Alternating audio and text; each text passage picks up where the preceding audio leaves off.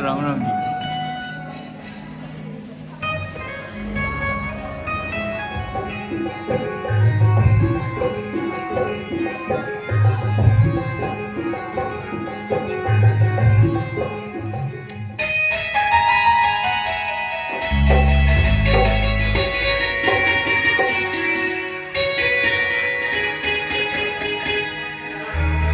कि गुरुर् ब्रह्मा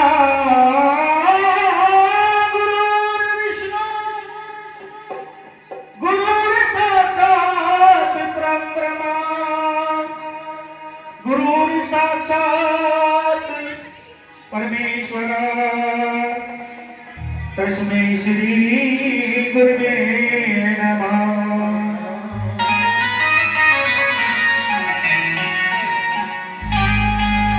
बोले अपने गुरु महाराज की जय। कहते हैं जिसने अपने गुरु बनाए हैं वो अपने गुरु जी के लिए हाथ उठाकर जयकारा लगाएंगे, और जिसने गुरु नहीं बनाए हैं वो अपने माता पिता के चरणों में जयकारा लगाएंगे। बोलिए अपने अपने माता पिता की जय। हमारे हैं श्री गुरुदेव, हमें इस बात की चिंता, हमें इस बात की चिंता, हमारे हैं श्री गुरुदेव, हमें इस बात की चिंता। और चलना में साथ दोनों हाथों की मीठी तालियों के साथ हमारे हमारे हमारे हैं श्री गुरुदेव, हमें इस बात की चिंता, हमारे हैं श्री गुरुदेव, हमें इस बात की चिंता।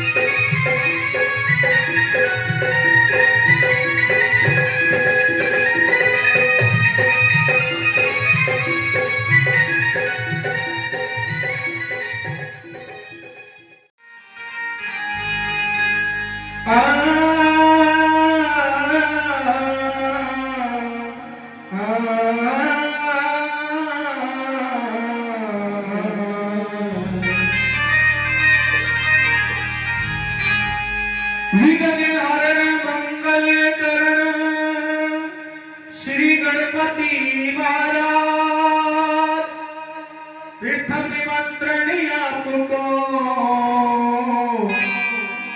मेरे पूरण की जो मेरे पूरण की जो ओ माता जागी पार्वती माता जागी पार्वती पिता देवा। ये मीठी मीठी तालियों के साथ चलना है। कहना है क्या? जय गणेश जय गणेश जय गणेश देवा।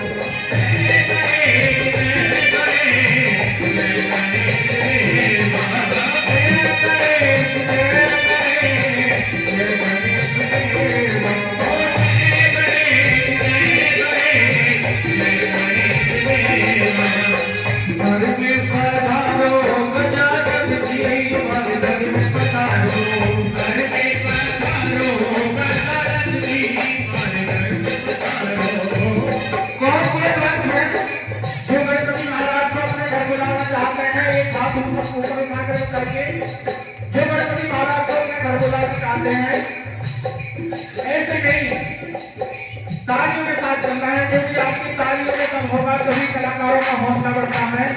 ओ घर में पधारो बजा दे घर में पधारो घर में पधारो घर में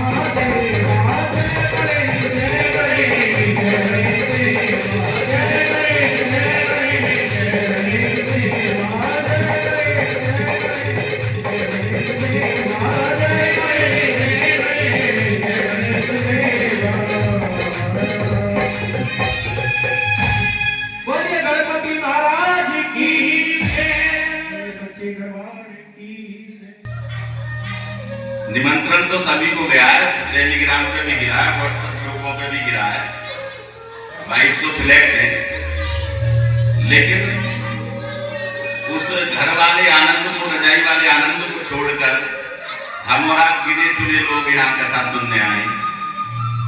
तो है ना कि भाग्य की बात, जिसके भाग्य में होता है उसी को प्राप्त होता है, और एक जन्म का नहीं, जन्म जन्मांतर के। ये श्रीमद् भागवत जब कथा प्रारंभ होती है तो सबसे पहले महात्मा की कथा होती है। वैसे तो देखा जाए श्रीमद् भागवत महापुराण है, वैसे भक्ति, जैसे ज्ञान, वैसे वैराग्य और तैसे त्याग। जिसमें भक्ति, ज्ञान, वैराग्य और त्याग का वर्णन जिसमें किया गया है वह है श्रीमद् भागवत। और पुराण कहते हैं पुराण, जो पुराना होते हुए भी नया नवीन लगे। 18 पुराण हैं हमारे हिंदू धर्म में, और 18 पुराण आपने कितनी भी बार शिव पुराण सुना हो, देवी भागवतम पुराण सुना हो, श्रीमद् भागवत कथा सुनी हो, लेकिन जब भी दोबारा सुनोगे तो ऐसा लगेगा कि ये कथा तो नहीं है। लगता है कि नहीं ऐसा? जब भी कथा सुनते हैं जब भी अलग आनंद आता है। यहाँ तक कि सत्यनारायण कथा भी स्कंद पुराण में है, तो जो सत्यनारायण कथा भी सुनते हैं घर में, तो वह भी ऐसा लगता है कि नित्य नवीन है, बड़ा आनंद आता है। और वास्तव में श्रीमद् भागवत पुराण कथा, कथा क्या है? जो जीवन की व्यथाओं को मिटा दे। हमारे जीवन में जो उथल पुथल होती हैं,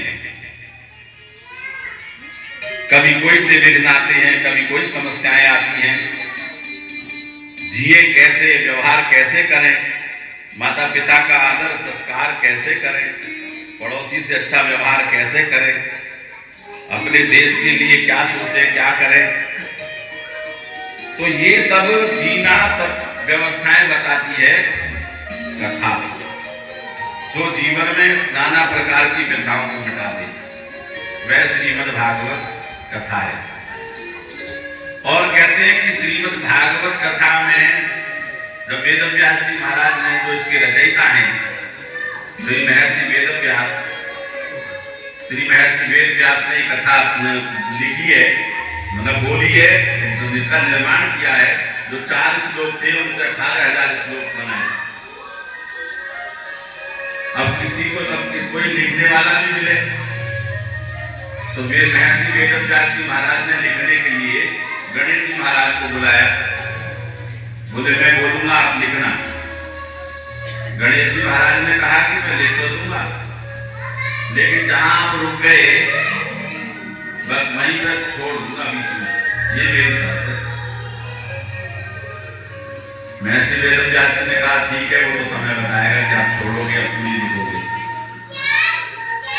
महर्षि वेद व्यास जी ने कई महीनों कथा में रहे, बोलते गए, लिखते गए। अब गणेश जी को तो शौच आदि बाथरूम वगैरह जाना नहीं जाना, वो तो परब्रह्म है, लेकिन महर्षि वेद व्यास भगवान का रूप है, लेकिन सांसारिक है, ऋषि है। अब उनको जब शौच जाना हो तो क्लिष्ट श्लोक लिखने बोले, क्लिष्ट श्लोक बोला तो अब गणेश जी महाराज उसी को समझने में लगे नहीं, और वो अपनी नित्य क्रिया करें और आकर के शुरू हो जाए। हाँ जी, समझ में आया गणेश जी? बोले प्रभु आया नहीं, यहाँ पे थोड़ा सा रह गया, इसको जरा समझाओ। बोले अच्छा ठीक है। तो इस प्रकार गणेश जी महाराज ने जिसको लिखा हो, महर्षि वेद व्यास जी ने जिसका निर्माण किया हो, ऐसा ही श्रीमद् भागवत महापुराण। और उस महापुराण में सबसे पहले वेद व्यास जी ने महात्म के बारे में बताया। 6 अध्याय में महात्म की कथा की। कहते हैं कि जब तक किसी चीज का रहस्य नहीं जानते, उसकी महिमा को नहीं जानते, तब तक उसका महत्व हम जान नहीं पाते और न उसमें प्रतीति होती। जाने ही बिन न होए प्रतीति और बिन प्रतीति होए नहीं प्रीति। गोस्वामी तुलसीदास जी कहते हैं कि जिसको जानोगे नहीं उसमें प्रीति नहीं होगी, और जब तक प्रीति नहीं होगी प्रतीति भी नहीं होगी। उसको जानना बहुत जरूरी है। जब उसकी महिमा जानोगे तो आपको प्रेम भी होगा उससे, जब प्रेम होगा तो कल्याण होगा। तो महर्षि वेदव्यास जी ने महात्म के 6 अध्यायों में वर्णन किया कि एक बार नैमिषारण्य तीर्थ में सोनकादि 88,000 ऋषियों ने एक बहुत विशाल यज्ञ का आयोजन किया। जब वह यज्ञ समापन हुआ, एकदा नैमिषारण्ये ऋषयः सोनकादयः प्रपुच्छुर मुनयः सर्वे सूतम पौराणिकम फलम्। नैमिषारण्य तीर्थ कहाँ है? कोई बताएगा नैमिषारण्य तीर्थ कौन से जिले में है? बहुत ही बताएंगे। सीतापुर में। बहुत अच्छे श्रोता है हमारे। तो जिला सीतापुर, उत्तर प्रदेश के जिला सीतापुर में नैमिषारण्य तीर्थ है। उसकी भी बड़ी महिमा है शास्त्रों में। एक बार समस्त ऋषि भगवान नारायण के पास गए, और जब भगवान नारायण के पास गए तो जाकर के उनसे कहा कि महाराज कोई ऐसा स्थल बताइए, स्थान बताइए कि जहां पर हम भजन कीर्तन कर सकें, भगवान आपकी लीलाओं का श्रवण कर सकें, कोई ऐसा परम पवित्र जगह। क्योंकि कभी भी हम कहीं जाते हैं तो पहले वहां माहौल बनाना पड़ता है। पहले भजन करो, पूजा करो, फिर जगह को पवित्र करो, विशुद्ध करो, पंचभूत संस्कार करो, तो नाना प्रकार की क्रियाएं करनी पड़ती हैं। तो कोई ऐसा परम पवित्र स्थान हो पृथ्वी पर कि जिससे हम लोग नित्य कथाएं करते हैं। तो कहते हैं भगवान नारायण ने अपना मनोमय चक्र छोड़ा और ऋषियों से कहा कि जहां पर ये चक्र जाकर के समा जाए तो समझ लीजिए वो परम पवित्र जगह है। मनोमय चक्र के पीछे थोड़ा इको कम करना भी ऐसा है। तो कहते हैं कि वो मनोमय चक्र सीतापुर में जहां नैमिषारण्य जगह है, उस जगह पर जाकर के समा गया। आज भी वहां कुंड बना हुआ है। अभी तक ये था नहीं है कि वो कितना गहरा है। नित्य निरंतर वहां से जल निकलता है, और जब से लेकर हजारों वर्ष पहले से आज तक वहां कथाएं होती ही रहती है। कभी कोई व्यास जी पहुंचते हैं या कोई भगत पहुंचते हैं, यजमान पहुंचते हैं, तो वहां पर नित्य कथाएं होती रहती हैं। बहुत ज्यादा तो विकास नहीं हुआ वहां का, लेकिन वो लगता ही बनसा ही है। जो कथा कैसे सुननी चाहिए, उसकी विधि क्या है, और भगवान का सर्वोत्तम ग्रंथ कौन सा है। अगर हम लोग ये कहें कि श्रीमद् भागवत महापुराण सबसे अच्छा है, उसका वर्णन होता है। शिव पुराण पढ़ते हैं तो शिव पुराण में शंकर जी का वर्णन है। जब ब्रह्मा जी का वैवर्त पुराण पढ़ते हैं तो ब्रह्मा जी की महिमा का वर्णन ज्यादा है। जब हम देवी भागवत पुराण पढ़ते हैं तो उसमें मां भगवती का ज्यादा वर्णन है। यदि विष्णु पुराण पढ़ते हैं तो उसमें विष्णु भगवान जी का वर्णन ज्यादा है। तो वास्तव में देखा जाए तो सर्वोत्तम ग्रंथ कौन सा है और उसकी पद्धति क्या है और उसको किस प्रकार से सुनना चाहिए, ये आप हमें जरूर बतलाएं। तो सूत जी महाराज ने वर्णन किया, सच्चिदानंद रूपाय विश्वोत्पत्त्यादि हेतवे तापत्रय विनाशाय श्री कृष्णाय वयं नमः। बोले परमपिता परमात्मा जब कोई ग्रंथ लिखते हैं तो हमारे हिंदू सनातन धर्म में एक परंपरा है, यदि कोई भी विद्वान कोई ग्रंथ लिखता है तो उस ग्रंथ में सबसे सर्वप्रथम भगवान का वर्णन करता है, मंगलाचरण करता है। तो यहां भी जो है मंगलाचरण किया गया। श्री कृष्णाय वयं नमः, ये नहीं कहा कि मैं प्रणाम करता हूं, उनका वयं नमः, हम सभी लोग श्रोता और वक्ता सभी मिलकर के भगवान श्री कृष्ण को नमस्कार करते हैं। और वो श्री कृष्ण कैसे हैं? बोले वो श्री कृष्ण सच्चिदानंद रूपाय, वो सत रूप है, चित रूप है और आनंद स्वरूप है। सतरूप में देखें तो परमात्मा कण कण में समाया हुआ है।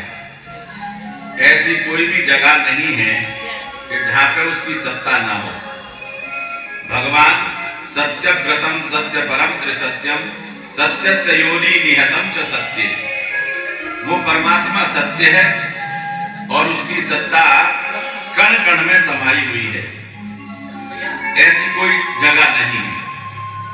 और कहा भगवान कहते हैं वो सच्चिद रूप है, चैतन्य स्वरूप है। चैतन्य का तात्पर्य है कि सत्य तो सब जगह व्याप्त है। और अगर हम देखें तो मिट्टी में भी भगवान है और पहाड़ में भी भगवान है, वृक्ष में भी भगवान है, हर चीज में भगवान है। तो वो सतरूप है, लेकिन भगवान चैतन्य स्वरूप भी है। जैसे मनुष्य लोग हैं, पशु हैं, जानवर हैं, इन सब में कौन है? बोले इसमें इनमें भी भगवान है। लेकिन भगवान कैसे हैं उस समय? बोले चिद रूप है, चैतन्य स्वरूप है। और कहा भगवान कैसे हैं? बोले आनंद रूप है। क्योंकि भगवान का जो स्वरूप है वास्तव में देखा जाए तो आनंद स्वरूप है, वैसे नहीं है साधन जन्य आनंद वाला नहीं है। अलौकिक आनंद है। अलौकिक आनंद में और साधन जन्य आनंद में दोनों में फर्क है। साधन जन्य आनंद है, बहुत गर्मी होती है और जिस समय बहुत ज्यादा गर्मी होती है तो उस समय हम लोग कूलर लगा लेते हैं, एसी लगा लेते हैं, तो वो साधन जन्य आनंद उस समय बड़ा आनंद देता है। लेकिन अब इस समय अगर एसी चलाया जाए तो क्या होगा? यही दुख का कारण बन जाएगा। और इससे एसी को गर्मी में यदि किसी को बुखार हो जाए, ज्वर हो जाए, तो भी उसके दुख का कारण हो जाएगा। किसी को ज्वर हो रहा हो, बुखार हो रहा हो, तो ज्वर वाला व्यक्ति कहेगा भैया इसको पंखे को भी बंद कर दे। अब एसी की तो बात छोड़, कूलर की बात छोड़, पंखा भी बंद कर। तो इसलिए क्या वो साधन जन्य आनंद है। लेकिन एक जो अलौकिक आनंद है वो कैसा है? आनंद आता है तो यदि भगवान का दर्शन हो जाए और भगवान की कृपा हो जाए तो कितना आनंद आता होगा। जहां भगवान से एक बार मुलाकात हो जाए, भगवान का दर्शन हो जाए तो कितना आनंद आता होगा। इसलिए कहा कि भगवान सतरूप है, चित रूप है, आनंद स्वरूप है और विश्वोत्पत्त्यादि हेतवे, विश्व की उत्पत्ति करते हैं भगवान और उसका पालन भी करते हैं और उसका समय आने पर सृष्टि का संहार भी करते हैं। बोले भगवान कोई ऐसे नहीं है कि केवल सत्य चित आनंद रूपी है। बोले भगवान की सामर्थ्य देखिए, भ्रुकुटी विलास सृष्टि ले हुई, जो भगवान पलक झपक दे, भ्रुकुटी विलास कर दे तो समझिए सृष्टि पाताल को चली जाती है, उसका संहार हो जाता है। ऐसी भगवान की सामर्थ्य भी है। और बोले सामर्थ्य ही नहीं है, बोले तापत्रय विनाशाय, बोले तीनों प्रकार के तापों को दूर करने की भी सामर्थ्य है। दयालु भी बहुत है। वह तापत्रय विनाशाय, कौन कौन से तापत्रय? आदि दैविक, आदि भौतिक और आध्यात्मिक। तीनों प्रकार के जो दुख हैं जीवन में, वह उनको भी भगवान समन करते हैं, दूर करते हैं। आदि दैविक कौन से हैं? बोले आदि दैविक है कि आपदाएं जो आती हैं, ज्यादा सर्दी होना। बताइए कश्मीर में इस समय टेम्परेचर 9.5 है और दिल्ली में 1.5 है, जबकि उधर ज्यादा ठंड होनी चाहिए और ठंडी इधर दिल्ली एनसीआर में ज्यादा है। तो जो ये दैविक आपदाएं हैं, बहुत ज्यादा ठंड होना, बहुत ज्यादा बरसात होना, सुनामी आ जाना, बाढ़ आ जाना, भूकंप आ जाना, ये आदि दैविक पाप है, दोष है, दुख है। और आदि भौतिक कौन से हैं? जो हमारे शरीर को दुखी करते हैं। बुखार हो गया, खांसी हो गई, जुकाम हो गया, अनेक प्रकार के रोग हो गए शरीर में। तो संत कहते हैं कि ये सारे दुख हमें आदि भौतिक रूप में मिलते हैं, जो हमें प्रकृति से प्राप्त होते हैं। और तीसरा होता है आध्यात्मिक। आध्यात्मिक कैसा है ना, वो दैविक से मिलता और नहीं वह जो है भौतिकता से मिलता। वो अंदर ही अंदर रहता है, दिमाग में टेंशन रहती हो, मन मन में कुढ़ रहे हो, और ना खाना अच्छा लगता, ना पीना अच्छा लगता। खाना खूब हो, अच्छे 56 प्रकार के व्यंजन हो, थाली सामने रखी हो, लेकिन अंदर टेंशन है, दुखी है मन, तो फिर क्या होता है? वो खाना भी अच्छा नहीं लगता। तो वो जो दुख है वो आध्यात्मिक दुख है। और आज यदि दुनिया में देखा जाए तो सबसे ज्यादा आध्यात्मिक दुख से लोग ज्यादा दुखी हैं। आदि दैविक तो कभी छठे चौमासे आ जाते हैं, आदि भौतिक भी कभी महीने, 2 महीने, 4 महीने में रोग आ जाता है। डॉक्टर साहब दवाई दे देते हैं, वो ठीक हो जाती है। लेकिन जो आध्यात्मिक दुख है, उसकी तो कोई दवाई भी नहीं है। उसकी दवाई केवल क्या है? भगवान की भक्ति करना, भगवान का चिंतन करना, भगवान की कथा सुनना, भगवान का नाम लेना। उसकी तो एक ही औसत बनाई है बस। आध्यात्मिक दुख केवल भगवान की कृपा से ही दूर हो सकता है। क्योंकि पैसे वाला जितना दुखी है, इतना कोई दुखी नहीं। करोड़ों के टर्नओवर करता है इधर से उधर, लेकिन शाम को बिना नमक का, बिना चुपड़े हुए दाल फुल्के ही खाता है और कमाई दिन भर कमाने में लगा रहता है। कोई तन दुखी, कोई मन दुखी, कोई धन बिन रहते उदास, थोड़े थोड़े सब दुखी, सुखी राम को दास। देखा जाए तो सबसे ज्यादा सुखी इस संसार में एक ही है। बोले कौन? जो भगवान को भजता है, जो भगवान का नाम लेता है। एक युग देखा हो, कलयुग की आयु कितनी है? 4,32,000 वर्ष। उसका दुगना द्वापर, उसका दुगना त्रेता और उसका दुगना सतयुग। तो ऐसे ऐसे संत हैं वहां जिन्होंने चारों चतुर्युगी देखी है।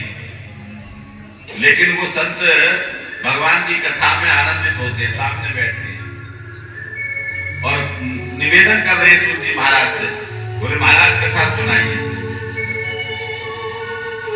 लेकिन कई बार शंका होती है कि बड़े बड़े ऋषि नीचे बैठे हैं, कम अवस्था वाला ऊपर बैठा है और वो कथा सुना रहा है।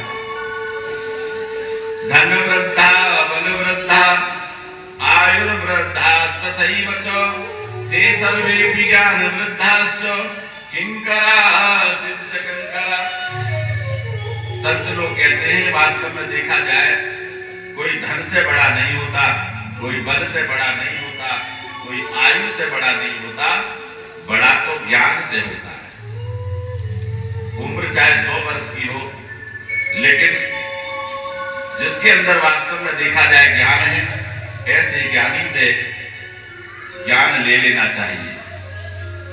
वो चाहे किसी भी से मिले, कम उम्र वाले से मिले, ज्यादा उम्र वाले से मिले। लेकिन आजकल होता क्या है, हम लोग बड़े बड़े ऋषियों के आश्रमों में जाते हैं और जाकर के निवेदन करते हैं, महाराज सांसारिक चीजें मांगते हैं, हमारी फैक्ट्री लग जाए, हमारे बेटे का ब्याह हो जाए, बटुआसी बहू आ जाए, पोता हो जाए। नाना प्रकार की सांसारिक भोगों की हम लोग याचना करते हैं। लेकिन वास्तव में देखा जाए तो एक संत ने तो मजाक में कह दिया कि मैं तेरा ब्याह कहां से करा दूं, मैं तो खुद ही कुआरा भगा फिर उधर से। तो जय श्री कृष्ण, जय श्री कृष्ण बोलते रहिएगा, ये भी एक भगवान का भजन है। तो संत कहते हैं तुम मेरे से मांगने आए हो कि मेरे बेटे का ब्याह करा दो, मेरा तो खुद ही ब्याह ना हुआ अभी, मैं तो खुद बिना ब्याह के घूमता फिरता हूं। लेकिन हम लोग वास्तव में देखिए भूल जाते हैं कि संतों से क्या मांगना चाहिए। एक बार की बात है कि राष्ट्रपति जी एक जेल का मुआयना करने गए, निरीक्षण करने, और उस जेल में जैसे ही कार्यक्रम पूर्ण हुआ तो राष्ट्रपति जी ने कहा भाई चलो हम अब जेल के जो कैदी हैं उन कैदियों से भी मिल लें, जेल तो हमने देख ली तुम्हारी। तो जैसे ही कैद खाने बने हुए थे और एक कैद खाने में गए, जाके कहने लगे भैया तुम्हें कोई परेशानी तो नहीं है, तुम्हें यहाँ कोई जेलर साहब प्रताड़ित तो नहीं करते हैं, किसी प्रकार की कोई समस्या तो नहीं है। तो जो कैद खाने में 3-4 लोग थे वो कहने लगे हाँ राष्ट्रपति जी है तो परेशानी। बोले क्या परेशानी है? बोले जिस कक्ष में हम रहते हैं इसमें मच्छर बहुत है और ये मच्छर हमको रात में सोने नहीं देते। राष्ट्रपति जी ने कहा जेलर साहब इनके कक्ष में ब्लैक हिट लगाया जाए और डेली जो है गुड नाइट की रिफिल दी जाए और इनके कैद खाने को पुतवाया जाए, इनका कैद खाना साफ न होना चाहिए।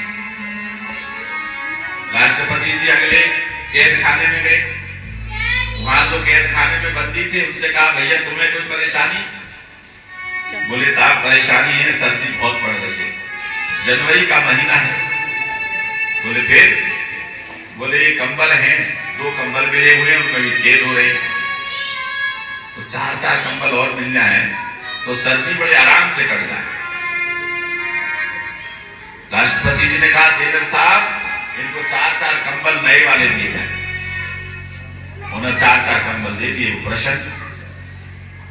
अब अगले कैद खाने में गए, बोले भाई तुम्हें कोई समस्या? बोले जी हमारी समस्या बहुत बड़ी है। बोले क्या? बोले खुराक हमारी ज्यादा है, रोटी हम खाते हैं 35 लेकिन मिलती है 15, तो इसलिए हमारी ऐसी व्यवस्था की जाए कि हमें 35-35 रोटी खाने को। राष्ट्रपति जी ने कहा जेलर साहब इनकी समस्या को लिखो, दूर की जाए समस्या। आप पूछ रहे ना, मैं एक अच्छा नागरिक बन के दिखाऊंगा, अब गलती से हत्या हो गई, अब के मुझे माफ कर दो। राष्ट्रपति जी ने कहा जेलर साहब इसको छोड़ दिया जाए और इसको ये जीने का जीवन एक मौका दिया जाए। अब उसको छोड़ दिया गया। तो कई बार हमको सामने वाले की सामर्थ्य का पता नहीं होता, उसको सामर्थ्य का पता था कि राष्ट्रपति है, ये जीवन दान दे सकता है, रोटी से, कंबल से, स्वच्छता से क्या होगा। उसने एक अच्छा नागरिक बन के दिखाया। इसलिए हम लोग संतों के यहाँ, ब्राह्मणों के यहाँ, विद्वानों के यहाँ जाते हैं, जाके नाना प्रकार के सांसारिक उपाय पूछते हैं, ये हो जाए, ये हो जाए। लेकिन सोनकादि ऋषियों ने सूत जी महाराज से क्या पूछा? कृष्ण प्राप्ति करन सस्वत साधनम तद वदाधुना। बोले सूत जी महाराज चाहे हमें चतुर्युगी बीत गई हो, चाहे हमें कथा करते करते कितना समय बीत गया हो, लेकिन हम संसारिक दर्शन तो हमें हो गए, लेकिन संसारी प्राणियों की तरफ से हम लोग आपसे प्रश्न कर रहे हैं हम योगी लोग हैं, हमारी आयु भी लंबी है, लेकिन संसारी प्राणी की आयु भी लंबी नहीं है और उसकी भक्ति भी इतनी नहीं है।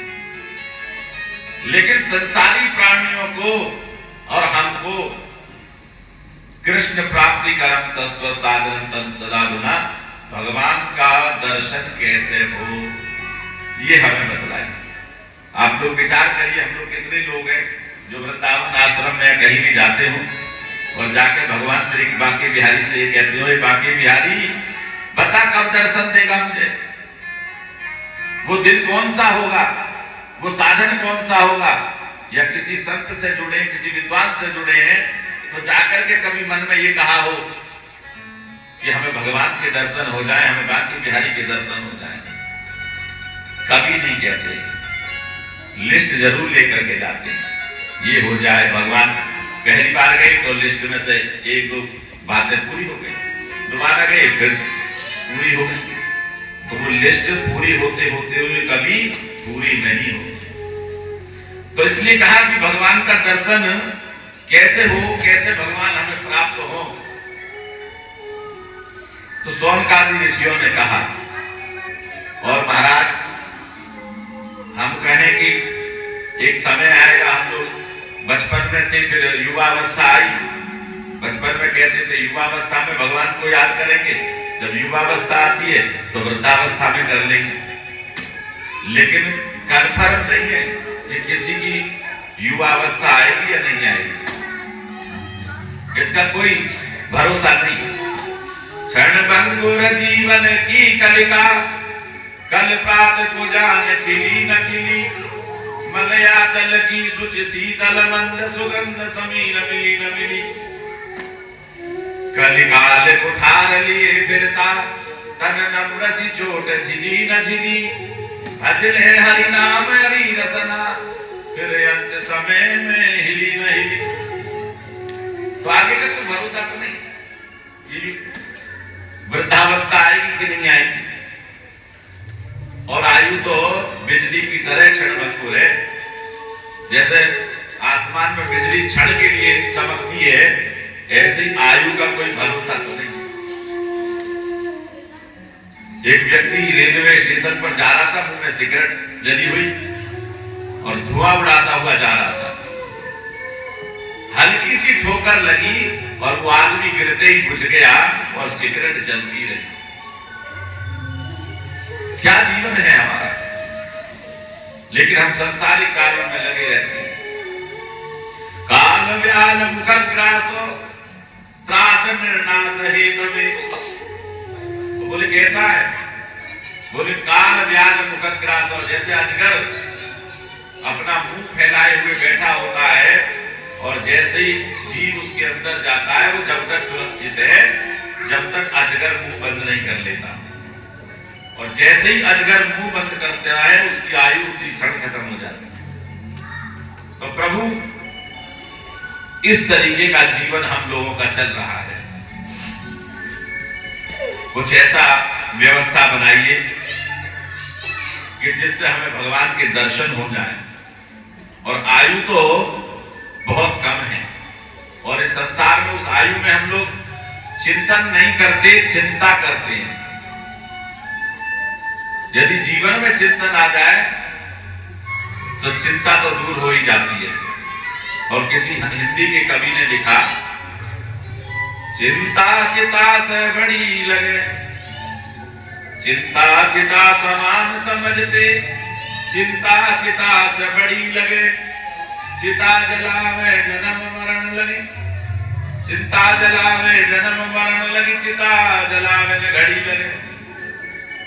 बोले चिता तो तत्काल भस्म कर देती है, लेकिन चिंता जिस दिन से जन्म लेते हैं और उस दिन से हम लोग उसमें फंसे रहते हैं। इसलिए प्रभु कुछ सरल उपाय बताइए। सूत जी महाराज ने कहा, ऐसा तो सुखदेव जी को कथा सुना रहे थे, सुखदेव जी महाराज कथा सुना रहे थे राजा परीक्षित को, क्योंकि परीक्षित को साप मिला था कि 7 दिन बाद तेरी मृत्यु हो जाएगी। और वास्तव में देखा जाए तो इस संसार का कोई भी प्राणी ऐसा नहीं है जिसके लिए 8वां दिन बना हो। किसी के लिए 8वां दिन है। माने सुखदेव जी सबको जगा रहे हो, वो साप केवल सुखदेव जी के लिए नहीं है, वो साप अभी तो हम सब के लिए है। क्योंकि रविवार, सोमवार, मंगलवार, बुधवार, बृहस्पतिवार, शुक्रवार, शनिवार, बताइए 7वें वार से कोई 8वां वार है? जितने हम लोग यहाँ बैठे हैं, दुनिया में रह रहे हैं, सबकी मृत्यु इन 7 वारों में से ही कोई से वार में होगी। 8वां वार स्पेशल नहीं बनेगा किसी के लिए। तो जिस समय सुखदेव जी महाराज कथा सुना रहे थे राजा परीक्षित को, तो वहां पे इंद्र महाराज आते अमृत का कलश लेकर। एवं विनमये जाते सुदारा क्या प्रपीयताम प्रपास्यामो वयं सर्वे श्रीमद्भागवतामृतम। बोले महाराज, आप जो ये कथा रूपी अमृत परीक्षित को पिला रहे हो ना, ये इसको यही तो भय है कि इसकी मृत्यु हो जाएगी। तो इसलिए मैं अमृत का कलश लेके आया हूं, और आप इस अमृत को तो राजा परीक्षित को पिला दीजिए, ये अमर हो जाएगा, इसकी मृत्यु नहीं होगी।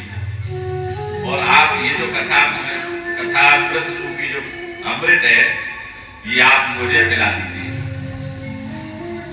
फिर इसका पुनः जन्म नहीं होगा। सुखदेव जी महाराज बहुत नाराज हुए।